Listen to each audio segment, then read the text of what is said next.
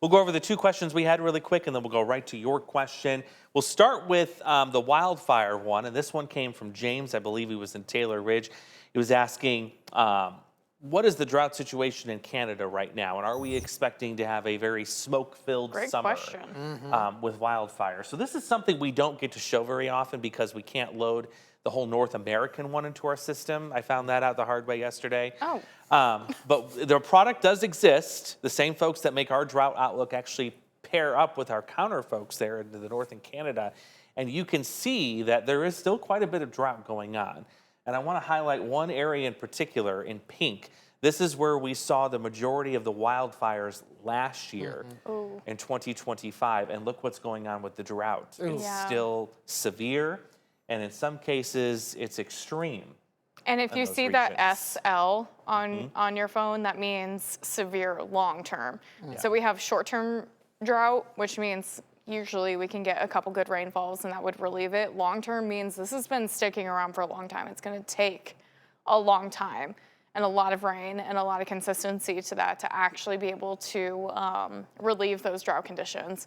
So again, yeah, that does cause for concerns. And I think this is kind of something that we're probably kind of settling into almost because we've been dealing it for the past, 3+ years? I think so, yeah. Where we've been dealing with wildfires in Canada and being influenced by a lot of the smoke. Because when you think about the jet stream, the jet stream goes over Canada, and whenever we see it more amplified, it falls right back almost directly into our area. You know, it usually goes through Canada and then dips down kind of near the Great Lakes region. So that's where we are, and that's kind of going to follow that jet stream. So it really has to do with not only the fact that they're experiencing this, but the fact that the jet stream just favors that pattern for us to see that smoke be able to get into the upper levels here. Yeah, it looks like another active potentially here, especially given the drought scenario right now. And you had mentioned previous years. Here's a look at that. If you want to look at the acres burned in just Canada alone, 2023 was a record breaker. It seemed like almost every summer day here in the Quad Cities, we were dealing with air quality. We were dealing with smoky, milky skies. It just never ended.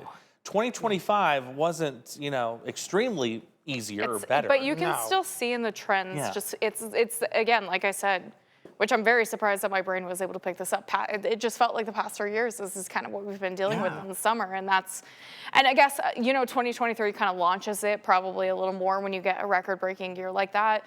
It's the same thing with any other natural disaster. When you get something that is so extreme, for instance, our 2020 derecho. Now everyone hears derecho, we're all on radar. When you get a record-breaking year like that, we're kind of diving into it more and paying attention to it more. But trends are definitely showing a little bit more for sure.